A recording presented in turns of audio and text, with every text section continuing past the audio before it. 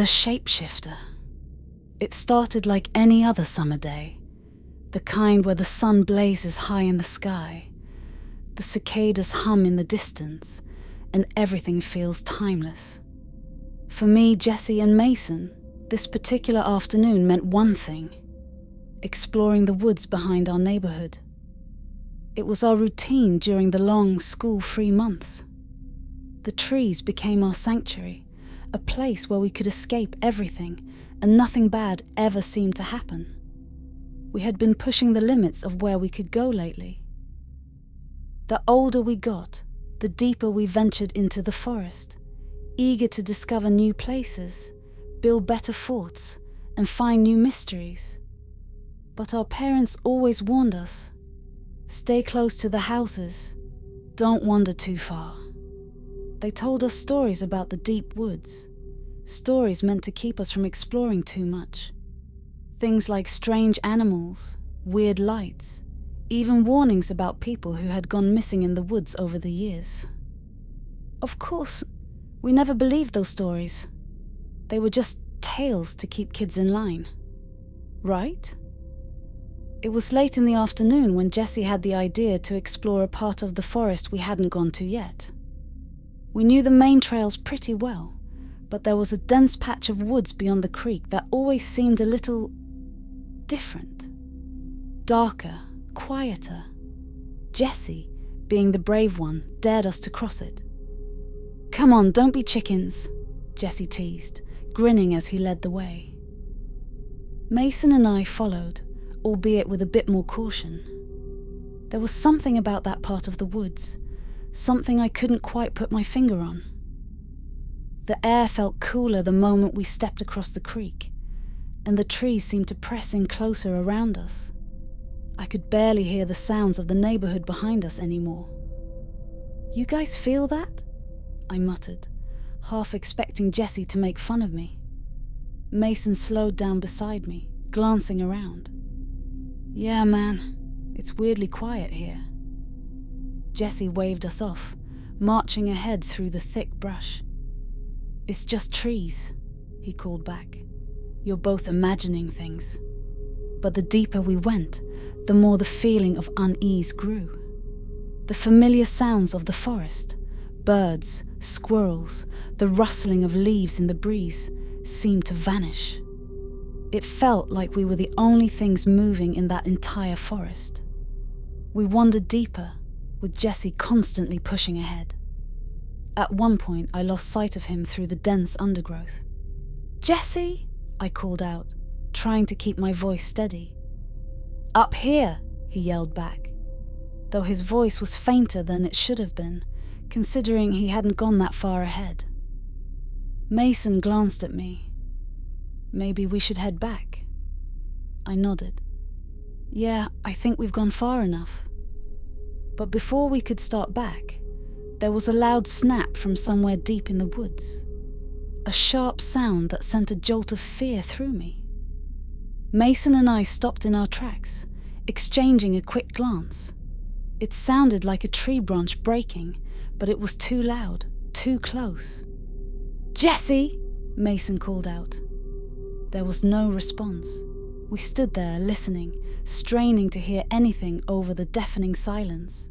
The minutes dragged on, and a cold sweat began to creep down my back. Something was off. Jesse never went this quiet.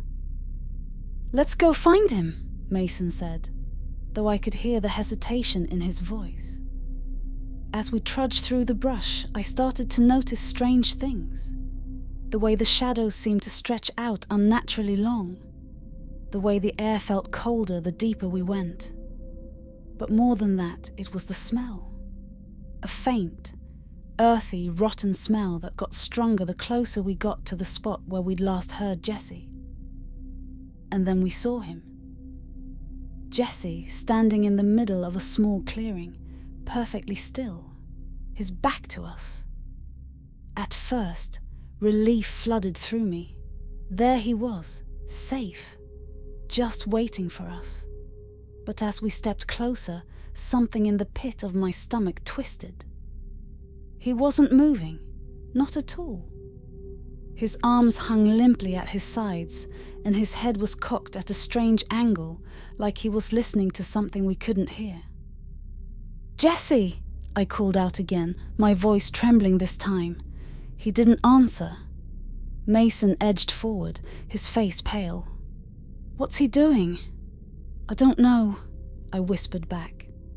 We took a few more steps, and as we did, Jesse's head jerked unnaturally, his face turning toward us in one slow, mechanical motion. When he finally looked at us, I felt a surge of cold terror rush through me. His eyes were wide, too wide, and his smile was even wider. But it wasn't a smile. It was more like a grimace, stretched and strained, like his face didn't quite know how to express emotion anymore. "Come here," he said, his voice hollow, too deep for a 13-year-old. "It's fine." Mason and I froze. Something wasn't right. That wasn't Jesse. It looked like him, but there was something horribly wrong with his face, with the way he stood, with the way his voice scraped through the air. "We need to go," Mason whispered, his grip tightening on my arm. But before we could move, Jesse, or whatever it was that looked like him, took a step toward us, its movements jerky and unnatural. "Come here," it repeated. But this time its voice was distorted, deeper, like an animal trying to mimic speech. We bolted. I've never run so fast in my life. The forest blurred around us as we crashed through the trees, our hearts pounding in our chests, breath coming in ragged gasps. Behind us, I could hear the thing that wasn't Jesse, crashing through the underbrush, its footsteps heavy and fast, gaining on us. "Keep running!" Mason shouted, his voice cracking with fear. We didn't stop. We didn't dare look back. We just ran, our legs burning, lungs screaming for air. The forest seemed to twist and warp around us, the trees growing closer, the shadows deeper, the smell of rot thickening in the air. But as suddenly as it had started, the footsteps behind us stopped. We stumbled into a small clearing, gasping for breath, and collapsed to the ground. For a moment, all we could hear was the pounding of our hearts and the blood rushing in our ears. Mason looked at me, wide-eyed, his face pale. "What the hell was that?" I shook my head, still trying to catch my breath. "I don't know, but it wasn't Jesse." Just then, we heard something rustling in the trees behind us. We both scrambled to our feet, hearts racing again. But instead of the thing we feared, Jesse came stumbling out of the woods, looking disoriented and confused. "Where the hell have you guys been?" he asked, wiping sweat from his forehead. He looked like his normal self, no strange grin, no unnaturally wide eyes. Mason and I exchanged a look, still shaken. "Where we were," Mason replied, incredulous. "You just disappeared." Jesse blinked at us, genuinely confused. I don't know. One minute I was ahead of you, and the next, it's like I lost track of everything." We stood there in stunned silence for a moment, trying to process what had just happened. The thing we had seen that looked like Jesse, it couldn't have been him. But where had he gone? "Let's get out of here," I muttered. The forest no longer felt like a playground. It felt like something dark, something we didn't belong in. As we made our way back toward the creek, Jesse kept asking what had happened, but we didn't have the words to explain it. We didn't know if he'd believe us anyway. When we finally emerged from the woods, the sun was low in the sky, casting long shadows over the neighborhood. We didn't talk about it much after that day. We didn't need to. But I know one thing for sure. We never went back to that part of the forest again. Whatever was out there, whatever was pretending to be Jesse, it was still waiting. The Skinwalker of Shadow Canyon. I had always heard stories growing up in the Southwest. Everyone has. The desert has a way of hiding its secrets, and for every mystery there's a legend. My grandfather used to tell me about the Skinwalkers, creatures that could shapeshift, take the form of animals or even people. I never really believed any of it. I mean, I grew up on those stories, but they were just that, stories. That all changed one night about 6 months ago. I work as a freelance photographer. I take jobs wherever I can find them, weddings, nature photography, sometimes even odd gigs for newspapers looking for a quick shot. It's not a glamorous job, but it pays the bills. That night, I had driven out to the middle of nowhere in northern New Mexico, near a place called Shadow Canyon, to photograph the night sky. The area is remote, far from any towns, and perfect for capturing those stunning Milky Way shots with no light pollution. It was around 9 p.m. when I arrived, and the sun had already set behind the jagged horizon of red rock cliffs. I parked my truck along a dirt road and started setting up my equipment. The desert air was cool, almost cold, and the wind was just a whisper. The stillness out there, it's something you only experience in the middle of the desert at night. There's no sound, no movement, just you and the wide open land. I snapped a few early shots as the last light faded. The stars began to twinkle in the sky, one by one like tiny pinpricks in the black velvet. I felt at peace. This was why I did this, being out there, away from everything, just me and my camera. But that peace wouldn't last long. As I was adjusting my tripod, I heard something, a rustling in the brush behind me. At first, I thought it was the wind. You know how the desert can play tricks on your ears? But then it came again, this time closer, and unmistakable. Something was moving out there.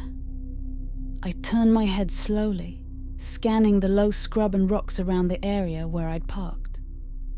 There wasn't much moonlight yet, but I could still make out the shapes of the rocks and cacti in the dim light. For a moment, everything seemed normal. Just the open desert. Then I saw it, a shadow moving along the edge of the brush. It was too big to be a coyote. Whatever it was about the size of a large dog, but the way it moved was unsettling. It wasn't natural, almost like it was limping or dragging one of its legs. The hairs on the back of my neck stood up, and I could feel my heartbeat quicken. I tried to convince myself it was just a wild animal, maybe a wounded one, but deep down, I knew something was wrong. I stood there frozen, staring at the dark shape. It stopped moving for a moment, and then, slowly, it turned its head toward me. Even in the low light, I could see its eyes, glowing faintly, reflecting the stars above like a predator's. They locked onto me, unblinking, watching me with an intensity that made my blood run cold. I swallowed hard and forced myself to look away.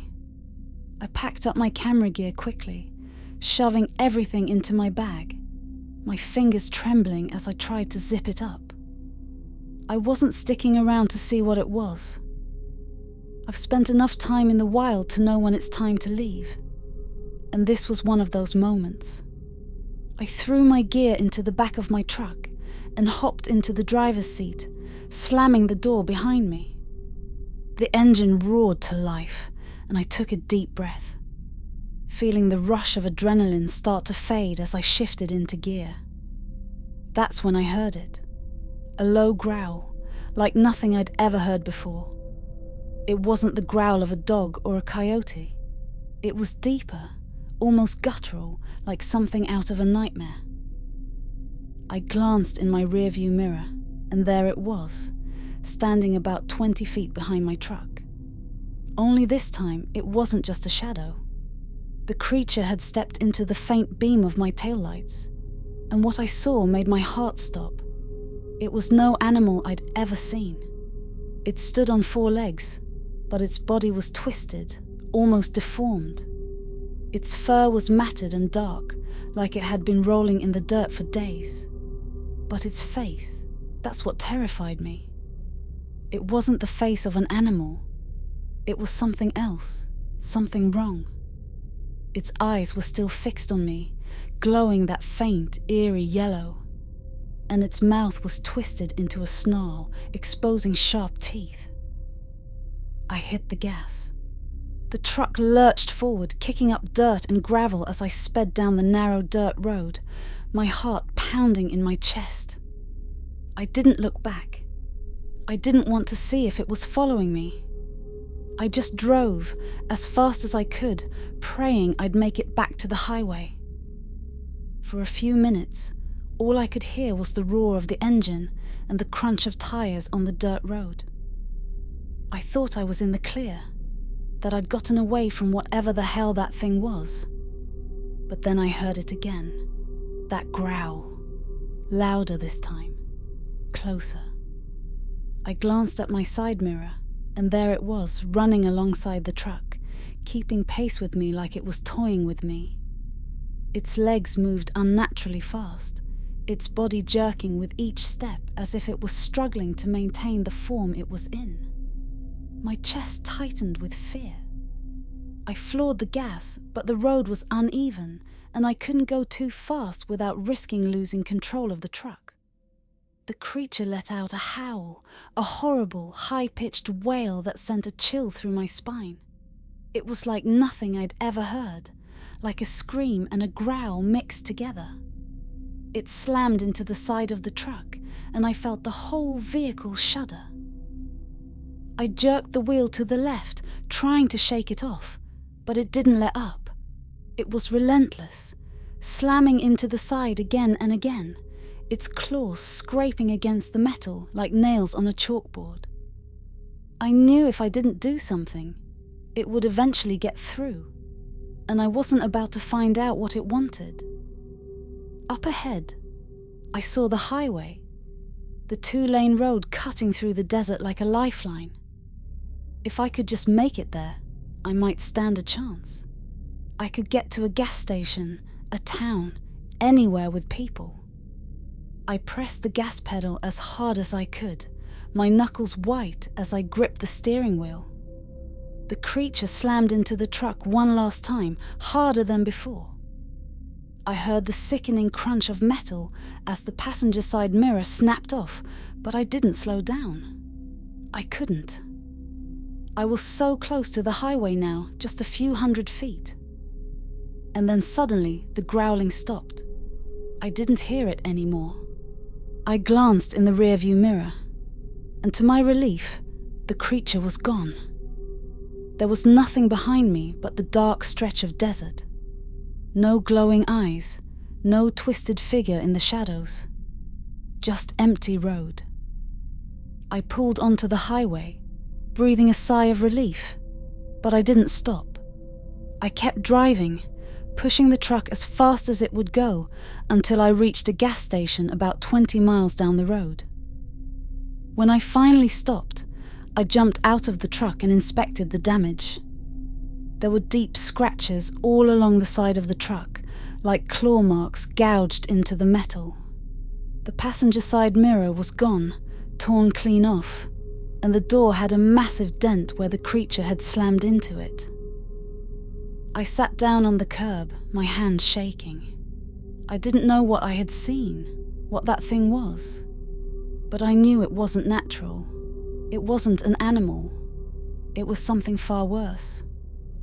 I never went back to Shadow Canyon after that night. I don't do night photography out in the desert anymore. And I'll tell you this, if you ever find yourself out in the middle of nowhere, and you hear something moving in the brush behind you, something that doesn't quite sound right, don't investigate. Don't look. Just get in your car, start the engine, and drive. Because some legends, no matter how unbelievable they seem, are real.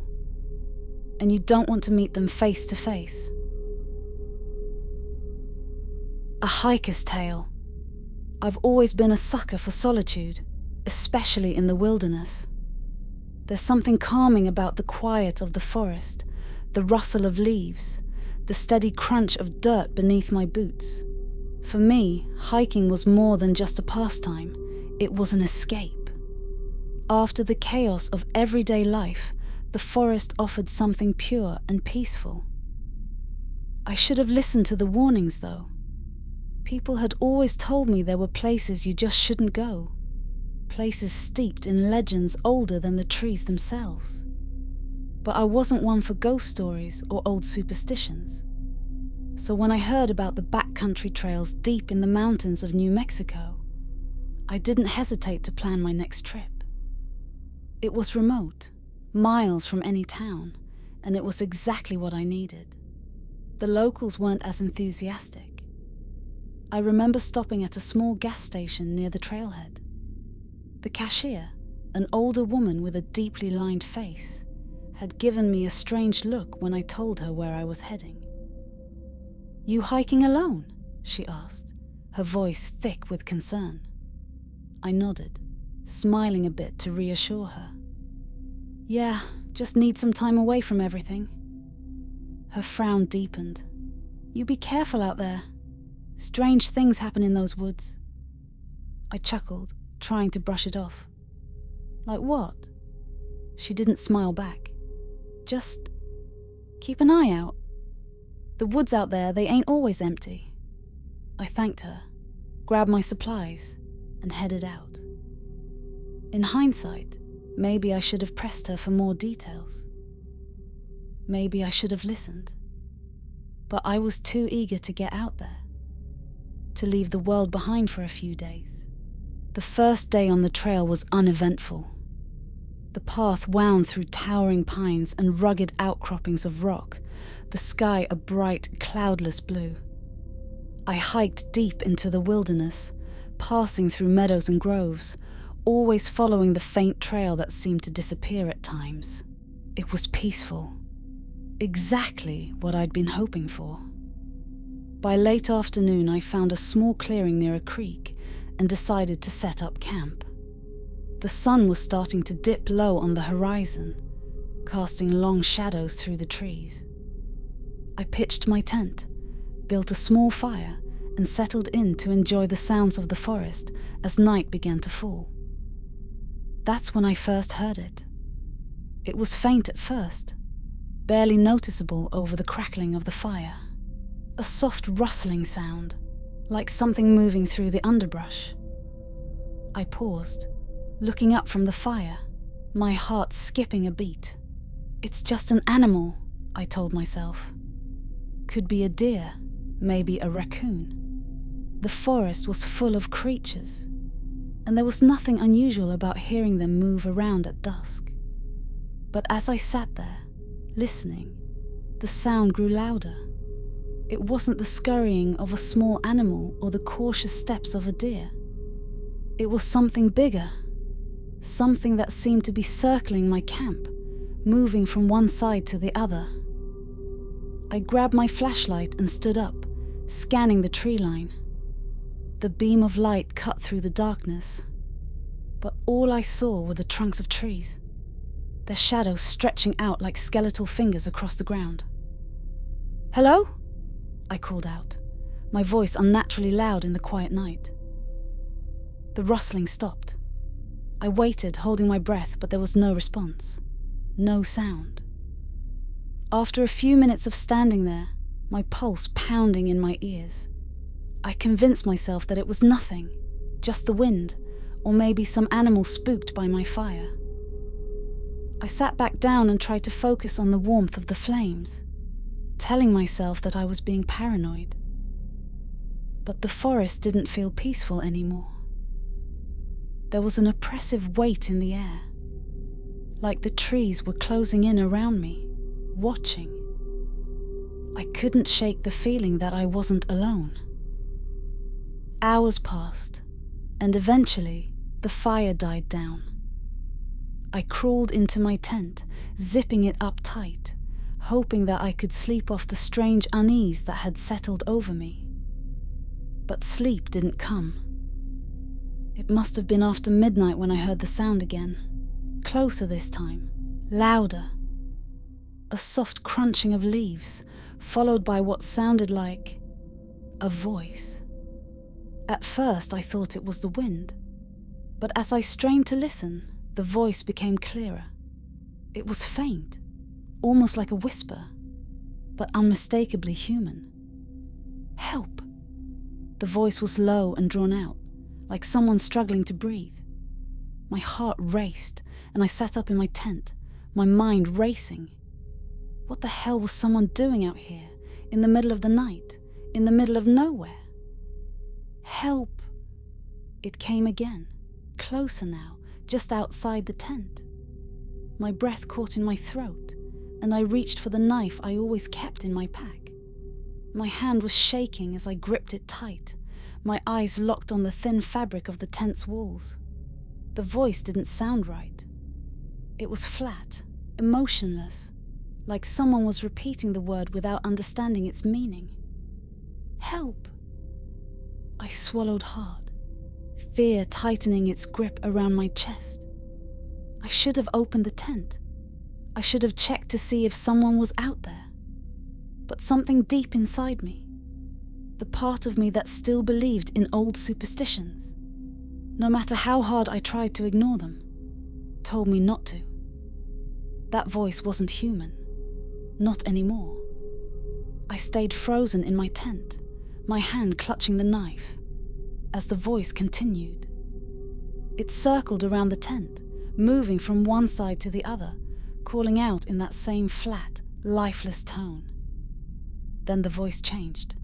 Come here. My blood turned to ice. The voice was no longer asking for help. It was demanding something. Come here, it said again, louder this time. I know you're in there. The fear was suffocating now. I held my breath, my mind racing. What was I supposed to do? If I opened the tent, I didn't know what I'd find on the other side. Let me in. The voice was right outside the tent now, inches away. I could hear it breathing. Slow, shallow breaths, like something was hovering just above me. I couldn't take it anymore. My hand shaking, I reached for the zipper of the tent, my fingers brushing against the cold metal. But before I could pull it open, there was a loud rustling outside. The voice stopped. Everything went silent. For a few minutes, I sat there, my heart pounding in my chest, waiting for something, anything to happen. But there was nothing. No voice, no movement. Just the quiet of the forest. Cautiously, I unzipped the tent just enough to peek out. The fire had died down completely, and the clearing was bathed in the pale light of the moon. But there was no one there. The forest was still and empty. I didn't sleep that night. I sat there, knife in hand, staring out into the darkness, waiting for the voice to return. But it never did. When the first light of dawn finally broke through the trees, I packed up my gear and left. I didn't care about the rest of the hike. I just needed to get out of those woods, away from whatever had been stalking me. As I made my way back to the trailhead, I couldn't shake the feeling that I was being watched. Every rustle of leaves, every snap of a twig made my heart race. But I didn't see anything. The forest was just as it had been when I first arrived. Peaceful, serene, deceptive. I reached my car just as the sun was starting to climb higher in the sky. Relief washed over me as I tossed my pack into the back seat and slammed the door shut. But as I pulled away from the trailhead, something caught my eye. Standing at the edge of the trees, just barely visible in the rearview mirror, was a figure. It was tall, its skin a pale, sickly grey, and its eyes were black, void of any light or humanity. I didn't stop to get a better look. I floored the gas pedal and drove, not stopping until I was miles away from the trailhead, miles away from whatever had been following me. I haven't been back to those woods since. I haven't told anyone what happened, but I know what I saw. I know what I heard. And I know that whatever it wasn't human. The Skinwalker in the woods.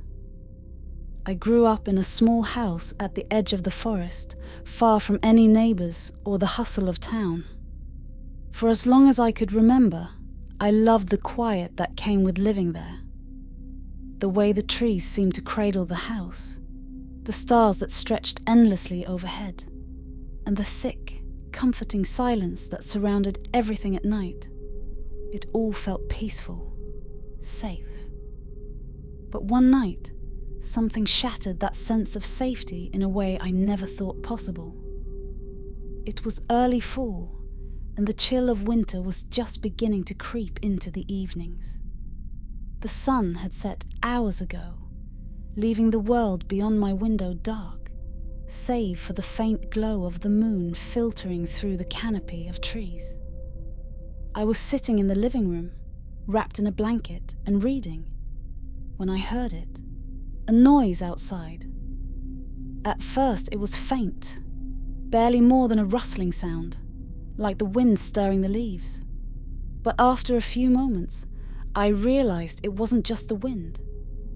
There was a pattern to it, a deliberate movement in the brush just beyond the edge of the yard. I sat up, my heart skipping a beat. I wasn't used to visitors, especially not this late at night. Most of my friends and family knew better than to come out this way after dark. The forest had a way of swallowing sounds and movements, turning familiar spaces into something much more menacing when the sun went down. I listened for a minute, hoping the noise would stop, that it was just an animal passing through. But the rustling continued, slow and steady, like someone, or something, was moving through the underbrush. I stood up, walking to the window to peer out. I couldn't see anything at first, just the vague outline of the trees and the shadowy yard that stretched between the house and the tree line. But then, just at the edge of the darkness, I saw movement. Someone, was standing at the edge of the forest. At first, I thought it was a deer or maybe a coyote, something normal for this part of the woods. But as my eyes adjusted to the darkness, I realized it wasn't an animal. It was too tall, and it was standing upright. My heart began to race as I strained to see more clearly. Whoever it was, they were just standing there, watching. A chill ran down my spine. I backed away from the window, my mind racing. It had to be a person, right? Maybe a lost hiker, or someone who'd wandered too far from a nearby trail. But what were they doing just standing there in the middle of the night? I moved to the door and locked it, a wave of unease settling over me. I told myself it was nothing, that they'd leave soon, but I couldn't shake the feeling that something was very wrong. The figure hadn't moved, hadn't shifted even a little. They were still there, watching. I grabbed my phone and tried to call someone, but there was no signal. That wasn't uncommon out here, but tonight it felt like the universe was conspiring against me. I stood in the middle of the living room, my hands shaking, unsure of what to do next. Then I heard it again, that rustling sound. Only this time it was closer. I swallowed hard and moved toward the window again. The figure was gone. My stomach dropped as I scanned the yard, trying to figure out where they had gone. But the woods were dark, and the moonlight only went so far. Then I heard it, a scraping sound, like something brushing against the side of the house. My heart pounded in my chest as I turned toward the door. It was coming from outside, right near the front porch. Slowly, I moved toward the window again, peeking through the blinds, my breath caught in my throat. At first, I didn't see anything. But then, just beyond the edge of the porch, a figure appeared from the shadows. It was tall, much taller than any human should be. Its limbs were too long, its body too thin, and its movements were jerky, unnatural, as though it wasn't used to walking on two legs. My blood ran cold as I watched it creep toward the house, its head twitching from side to side as if it was sniffing the air. I stumbled back from the window, my heart racing. That thing. It wasn't human. It couldn't be. The scraping noise came again, louder this time, and I realized with horror that it was coming from the back of the house now. Whatever it was circling me, stalking. I hurried to the back door, double-checking the lock. My hands were trembling so badly I could barely turn the latch. My mind raced, trying to think of what to do. I couldn't call for help, and there was no way I was going outside to confront that thing. I was trapped, alone, with whatever was out there hunting me. For a moment, everything was silent again. The scraping had stopped, and I dared to hope that maybe, just maybe, it had given up and moved on. But then I heard a new sound. A voice. It was faint, barely more than a whisper. But it was unmistakable. It was calling my name. I froze, my breath catching in my throat. The voice was soft, almost familiar, like someone I knew, someone I trusted. But there was something wrong about it, something off. It sounded like it was coming from outside, just beyond the door. "Let me in," it whispered. "Please, let me in." I backed away from the door, my skin crawling. The voice kept calling, growing more insistent, more desperate. But I knew better. Whatever was out there wasn't human. It wasn't someone I knew. It was mimicking a voice, trying to trick me into letting it inside. My mind flashed back to stories I'd heard as a kid. Stories my grandmother used to tell me about the creatures that roamed the desert and the forests. Creatures that could take on any form they wanted. Skinwalkers. The words sent a jolt of terror through me, and I backed further away from the door, my heart pounding in my chest. Suddenly, the voice stopped. The silence that followed was deafening. For what felt like hours, I stood there frozen in place, waiting for something, anything to happen. But there was nothing. No scraping, no footsteps, no voice, just silence. I didn't dare move. I didn't dare breathe. And then, without warning, there was a loud bang on the front door. I jumped, my heart slamming against my ribs as I turned toward the sound. It came again. A heavy, deliberate knock, like someone was pounding on the door with their fist. But I knew better. It wasn't someone. It was something. The knock came again, louder this time, shaking the door in its frame. My breath came in short, panicked gasps as I backed away, my mind racing with fear. Whatever was out there wanted in, and it wasn't going to stop until I opened that door. I grabbed a kitchen knife from the counter, holding it out in front of me like it could somehow protect me from whatever was outside. The knocking continued, growing more frantic, more violent, until it sounded like the door was about to splinter apart. And then, just as suddenly as it had started, it stopped. Silence filled the house once more, thick and suffocating. I stood there, clutching the knife in trembling hands, waiting for the next sound, the next sign that it was still out there. But nothing came. Slowly, cautiously, I moved toward the window again, peeking through the blinds. The yard was empty. The thing, whatever it was gone. I didn't sleep that night. I stayed up, knife in hand, listening for any sign that it might come back. But the rest of the night passed in an eerie, oppressive silence. When the sun finally rose, I packed my bags and left. I couldn't stay there, not after what I'd seen. I moved in with a friend in town, far from the forest, far from the darkness that had nearly consumed me. I never went back to that house. I couldn't. And to this day, I still wonder, what would have happened if I had opened that door? Stalked in the wilderness. I've always loved hiking. There's something about being out in the wilderness that calms me, clears my head, and makes me feel alive. Growing up in Arizona, surrounded by towering red rocks, dense forests, and endless desert, I've hiked almost every trail the state has to offer. But there's one experience, one hike, that I'll never forget, and not for the reasons you might expect.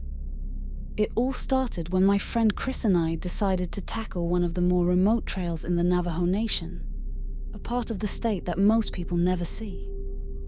The area is rich with Native American history and legends, but it's isolated, miles from the nearest town, cell service non-existent, and the landscape unforgiving. But that's what we loved about it. We weren't looking for a casual stroll through the woods. We wanted something rugged, something real. And we got more than we bargained for.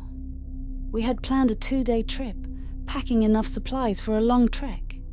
The plan was simple: hike deep into the wilderness on the first day, camp out overnight, and make our way back the next morning. We set off early, the sun barely rising above the horizon, casting long shadows across the trail. The first few hours were uneventful, just miles of dense forest and scrubland as we climbed higher into the mountains.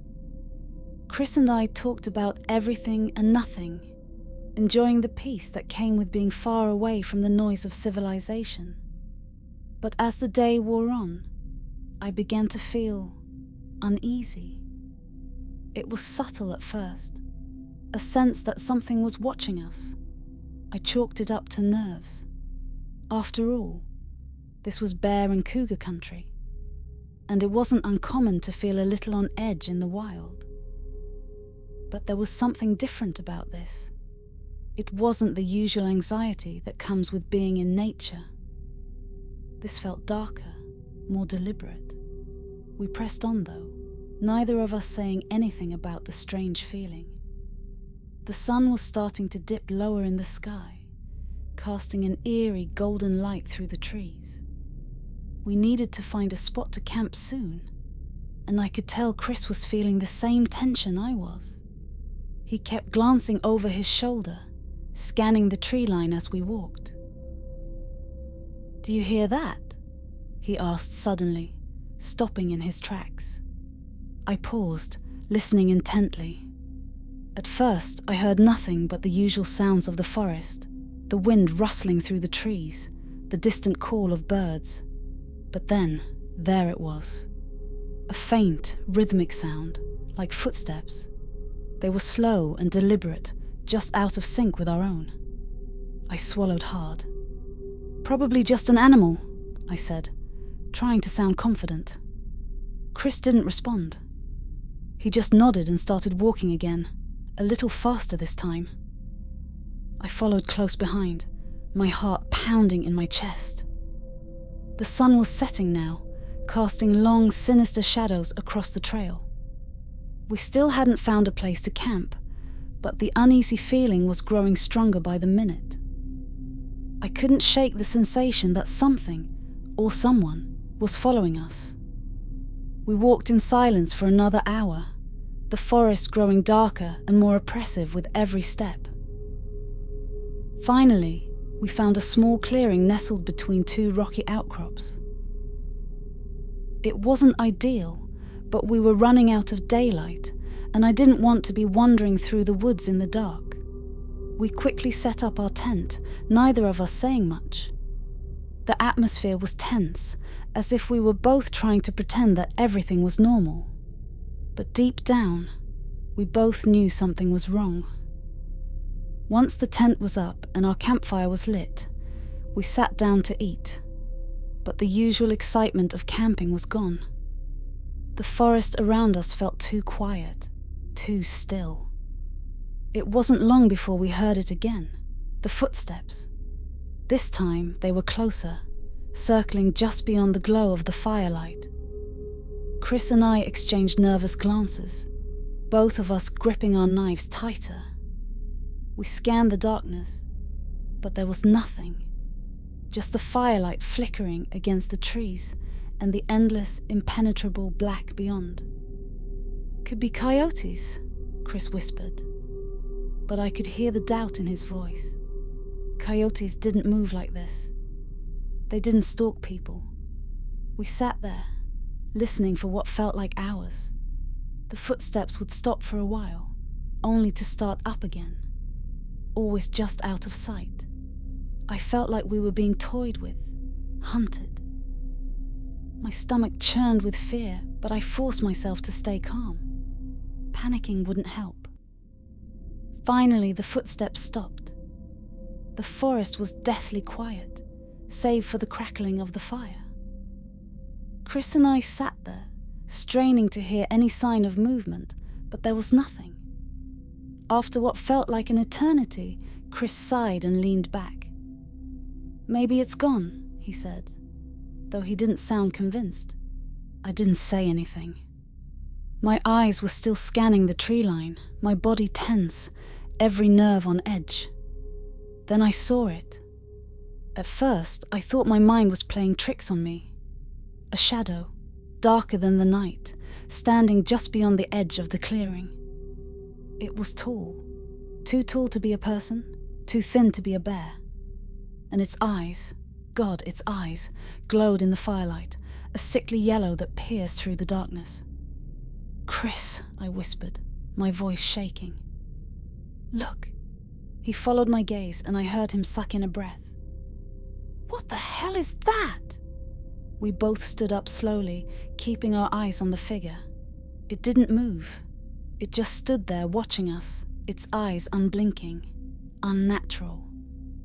My heart was pounding so hard I thought it might burst out of my chest. "Maybe it's some kind of animal," Chris said, but I could hear the fear in his voice. Neither of us believed that. Without warning, the figure took a step forward, its movements jerky, unnatural, like it wasn't used to walking on two legs. My blood ran cold. That wasn't an animal. It wasn't human. It was something else. "Get in the tent," I whispered urgently. "Now." We scrambled into the tent, zipping it up behind us. It was a flimsy barrier at best, but it was all we had. We sat there in the darkness, knives clutched in our hands, listening to the sound of footsteps outside. They were slow, deliberate, circling our camp. I could hear Chris's ragged breathing next to me, but I couldn't tear my eyes away from the tent flap. Then came the voice. It was faint at first, barely more than a whisper, but it was unmistakable. It was calling my name. I froze, my heart pounding in my ears. The voice sounded familiar, like someone I knew, but there was something wrong about it. Something off. "Come outside," it whispered. "I have to show something." My blood ran cold. The voice wasn't coming from Chris. It was coming from outside the tent. But how? No one else was out here. It couldn't be real. "Don't answer," Chris hissed, his voice barely audible. "It's trying to trick you." I swallowed hard, my mind racing. I'd heard stories about creatures that could mimic voices, creatures that could take on the form of animals or even people. Skinwalkers. But those were just legends, right? They couldn't be real. But as the voice called my name again, more insistent this time, I knew this wasn't a legend. This was real. The footsteps stopped right outside the tent, and for a moment, everything was silent. Then the tent flap moved, just slightly, as if something was brushing against it. I held my breath, gripping my knife so tightly my knuckles turned white. The voice came again, louder this time, more desperate. "Come here," it pleaded. But I knew better. Whatever was out there wasn't human. It wasn't someone I knew. It was something else, something ancient, something evil. Suddenly the tent shook violently as if something was clawing at it, trying to get in. Chris and I jumped, our hearts racing as the fabric tore slightly at the seams. We were trapped, nowhere to go. All we could do was hold on and pray it wouldn't get through. And then, just as quickly as it had started, the shaking stopped. The forest was silent again. We waited for what felt like hours, too terrified to move, too scared to breathe. But nothing happened. Whatever had been out there was gone. When the first light of dawn finally broke through the trees, we cautiously emerged from the tent. The clearing was empty, but the ground around us was disturbed, as if something or someone had been there, circling us all night. We packed up our gear in silence, neither of us saying a word about what had happened, but we didn't need to. We both knew what we had seen, what we had heard. As we hiked back to the trailhead, the uneasy feeling never left me.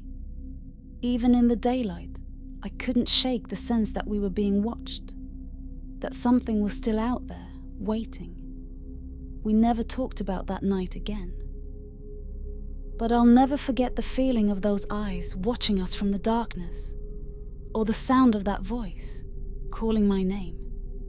Whatever it wasn't human. And it was still out there, somewhere, stalking the woods, waiting for its next victim. All I know is that I'll never hike in those mountains again. The Skinwalker in the canyon. I'd never been the superstitious type. Ghost stories, urban legends, all that stuff. I figured it was just people trying to scare each other, or old tales blown out of proportion over time. But that all changed one night a few years back. I was out in the Utah desert, running a route that cut through some of the most desolate land in the country. It was a quiet drive, too quiet honestly, but I'd done it a dozen times before. Nothing out there but open sky, sand, and the occasional tumbleweed. That night, I was hauling a load of equipment to a small town near the Navajo reservation. The job was simple. Just drive, drop off the shipment, and head back the next morning. I figured I'd find a place to pull over and get some sleep for a few hours before making the final leg of the trip. My GPS showed a small dirt road cutting off the main highway, leading down into a canyon where I could pull off without being disturbed. It was getting late, well past midnight, and the sky was clear, stars shining like pinpricks in the darkness. The temperature had dropped drastically, and I could feel the cold seeping through the windows of the truck. I turned up the heat and kept my eyes on the road, trying to ignore the creeping sense of unease that seemed to settle over me. I wasn't sure why, but something about that night felt off. After about 20 minutes of driving down the narrow dirt road, I found a small clearing tucked between the canyon walls. It seemed like a good spot to pull over for the night, so I parked the truck, turned off the engine, and leaned back in my seat. The silence was immediate and overwhelming, like the whole world had gone still. I could hear my own breathing, the ticking of the cooling engine, and nothing else. No wind, no rustling of animals, just complete eerie quiet. I closed my eyes, hoping to catch some rest before continuing in the morning. I'd been on the road for hours and was exhausted, but sleep didn't come easily. Something felt wrong, like there was something out there, just beyond the reach of the headlights, watching. I tried to shake the feeling, telling myself it was just the isolation playing tricks on me. But that uneasy sensation only grew stronger. I must have dozed off at some point, because I woke up with a start, my heart pounding in my chest. At first, I didn't know what had startled me awake. until I heard it again. A faint scratching sound. It was subtle, barely audible, but unmistakable. Something, or someone, was outside the truck, scraping against the metal of the trailer. I sat up straight, my breath catching in my throat, and strained to listen. The scratching continued, growing louder and more deliberate, like nails raking across the surface. I flicked on the interior light, my pulse racing, and glanced out the window. The headlights barely illuminated the immediate area, casting long shadows against the canyon walls. Nothing moved. I couldn't see a damn thing. But the scratching persisted. I grabbed my flashlight from the glove compartment and reluctantly opened the door, stepping down onto the cold dirt. My boots crunched loudly in the silence as I made my way around the side of the truck, the beam of the flashlight cutting through the darkness. That's when I saw the tracks. Footprints, but not the kind you'd expect. They were human-like, but distorted, as if something was walking on two legs but didn't quite know how. The toes were elongated, claw-like, and they led around the side of the truck toward the rear. I felt a chill run down my spine. I followed the tracks, my heart pounding in my ears, until I reached the back of the truck. The scratching had stopped, replaced by a deep, guttural growl that made every hair on my body stand on end. I froze, shining the flashlight into the darkness, praying I wouldn't see what I thought I might. But then it stepped into the light. At first, I didn't know what I was looking at. It was tall, easily over 6 feet, but hunched over, its limbs too long and too thin for a human. Its skin was pale, almost translucent, stretched tight over its bones. And its face. God, its face was wrong. The eyes were too large, glowing with a faint yellow light, and its mouth was twisted into a snarl, exposing sharp, jagged teeth. It looked like a human, but it wasn't. I took a step back, my mind struggling to comprehend what I was seeing. This thing, this creature, wasn't natural. It wasn't supposed to exist. But there it was, standing in front of me, growling like some kind of animal. Suddenly, it let out a shrill, bone-chilling scream that echoed through the canyon. I stumbled back, my heart racing, and instinctively ran toward the cab of the truck. The creature moved, fast, circling around the truck with a speed that didn't seem possible. It was toying with me, watching me, waiting for the perfect moment to strike. I jumped into the cab, slamming the door behind me, and fumbled for the keys. My hands were shaking so badly that it took me 3 tries to get the engine started. As soon as it roared to life, I floored it, speeding down the dirt road as fast as the truck could go. But it wasn't over. In the rearview mirror, I could see the creature chasing me, running on all fours now, its limbs bending in unnatural ways. It moved like a predator, fluid and relentless, gaining on me with terrifying speed. I swerved, trying to shake it, but it kept coming, getting closer and closer. I could hear its snarls, its claws scraping against the back of the trailer as it tried to climb on.